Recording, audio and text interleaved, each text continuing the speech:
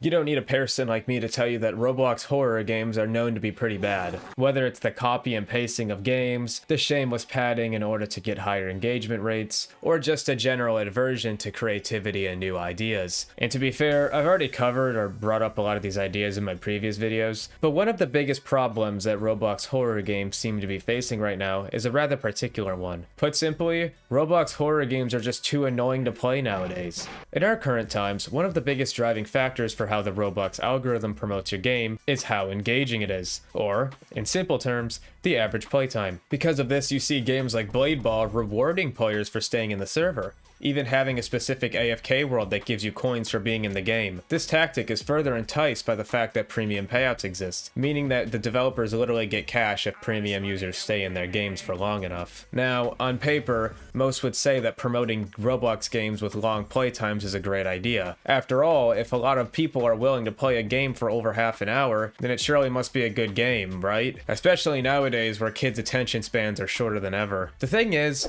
this type of approach to game development creates problems. The same type of problems that have ripples of undesired consequences all across Roblox. When your main priority of creating a Roblox game is, how long can I get these poor kids to play it for, it's more than likely not going to be very good. Having a game that lasts more than 5 minutes is quite the challenge, at least for the developers that I've seen lately. It appears that almost every game lately has unnecessarily long segments of searching, holding the E key, and repetitive useless tasks, or even, in some cases, just sitting there, waiting.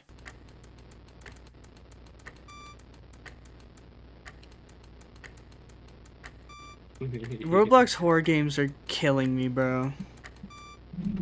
Look, I'm flipping the light.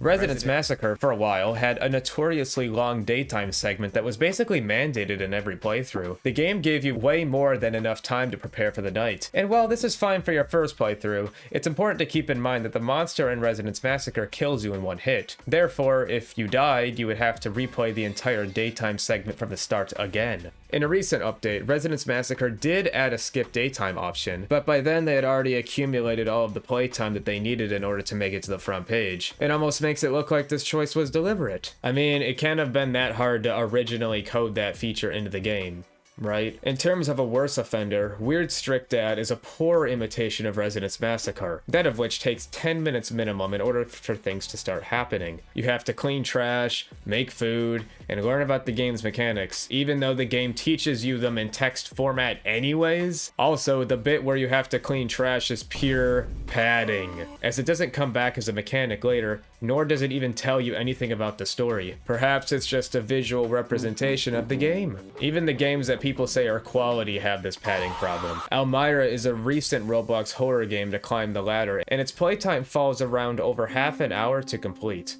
And at the end of the game, you're basically left wondering, what the fuck even happened? You see, when you try to artificially stretch out the playtime of your game, you're going to have to fill in the gaps with something interesting. And if you fail to do that, you're just gonna have a game that feels empty. In order to waste the player's time as much as possible, many games will employ an obligatory maze segment, where you have to search for a variety of objects in a dark maze while a creature chases you. Most of the time, the creature will be able to instantly kill you, either taking out one of your lives or respawning you 5 miles away from your original location.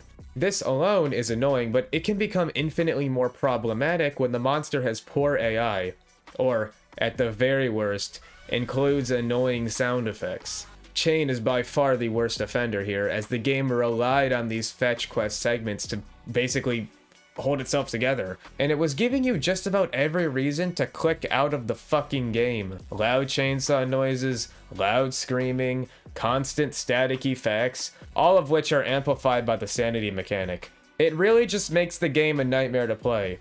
I must say, it was quite the creative decision for the developers of Chain to make me want to hang myself. Some individuals were like, oh, Breadian, your criticism isn't good because you brought up a AAA game. Okay, Mr. Strawman, okay? I didn't know that only AAA game developers are capable of adjusting the volume slider on the fucking chainsaw sound effects so it's not breaking your eardrums out. Thank you for insulting the game developer that you're trying to dick ride. Murder Mine managed to grapple players in with its visual style, but took advantage of players' interest and threw them right into a fetch quest as soon as they got engaged. The rest of the game after this is quite nice. However, the bulk of most players' playtime was the maze segment. It almost felt like the game was punishing the players who dared to press on. In some games, while lacking actual padding, will insert a needlessly difficult grind to make you play their game over and over again when you otherwise wouldn't. Hunting Season is an action horror game that consists of you trying to hunt a skinwalker. There isn't much to do once you beat the game once or twice, but once the game knows that, it tries to entice you to play over and over again by promising new abilities or skins if you're willing to grind for them. However, the leveling system takes so goddamn long. Even the rounds where I won, it only filled 25 to 30% of my experience bar. The original Hunting Season was a flawed game, but it was charming. It was relatively easy to understand for anybody, and even if you didn't intend on trying to hunt and kill the creatures, trying to simply survive the full night early game was challenging as a new player. The game convinced you to stay and play for a couple more rounds, because if you saved up and used your resources, you were able to eventually kill the creature. And believe me, back then getting the entire server to gang up on the creature, it was honestly really fun. This new Hunting Season lacks that progression, obviously. You now choose your game out at the very start, and the progression of the game seems more shoehorned in than integrally weaved in there. It's a game that failed to improve on the weaknesses of the original. While the original was dumb fun, the revamp isn't fun. It's just dumb. The power-ups that you unlock through grinding aren't even that helpful, unless you're trying to aim for the bubble shield, which is like rank 20, so it's like 10 years down the line. Hunting Season's replayability is artificially planted into the game via grinding, rather than feeling like a personal investment, a challenge of you wanting to stop being the hunted and become the hunter. Also, just like Chain, this game is filled with flashing lights and sound effects, which is really fucking annoying since the game expects you to play it over and over again. However, on the other hand, some games are well aware of their cracks and their flaws, and they actively try to implement game features with quality of life in consideration. Blade Ball knows that its gameplay can be repetitive, so they offer incentives to go AFK. Also, most games that respect the player's patience will allow you to skip cutscenes if you've already seen them before. Or, some games dare to actually be creative and unique. Shocker. They try to ingest something that players will be able to latch onto, like an interesting character design or a visual style or any sort of visual presentation in general that would be able to stick with you. Some games might try to win their engagement through lore, like The Intruder, a bare-bones game that manages to cause discussions and keep people pondering about the mystery after they've clicked out of the game. And to be completely fair, with the profit margins that Roblox pushes on developers, especially horror developers who tend to make less, it plays a crucial part in these creative decisions. When the margin for going positive or negative is so close, creative integrity and new ideas often take a backseat to simply playing it safe and doing what works. And currently, doing what works is padding out the playtime. This whole problem regarding Roblox horror games being annoying is only made worse by developers who lack self-awareness. Those who act shocked when criticism is thrown their direction, as if the game was somehow above criticism because it's just a Roblox game. Keep in mind, guys, I've played plenty of Roblox games that didn't make me want to fucking die. If you're going to make a bad horror game, it's important to really take a step back and acknowledge whether or not your game is going to be player-friendly. And if you're going to throw in a maze segment, please do not add loud sound effects, repetitive flashing lights, or just anything that will get annoying after the first time that you die. And for God's sake, please make sure that your objectives aren't intentionally misleading. At least outline the objective after 60 seconds or so. It's incredibly dissatisfying having to navigate in the dark for some random object. Dying over and over again, especially in the same segment of a horror game, is a surefire way to cause your player to lose focus, especially if you're trying to tell a narrative. The recent horror game Elmira had multiple fetch quest segments and it took us 45 minutes to complete it all. And by the end of it all, I hadn't retained much of anything regarding the story or what even happened in the game. The game was basically just fast food. It was meant to be consumed and not thought about afterwards, even if it didn't make me feel good at all. All this game did was put me 45 minutes closer to my death. As of right now, the horror games that appear to be dominating the Roblox platform are all forgettable games.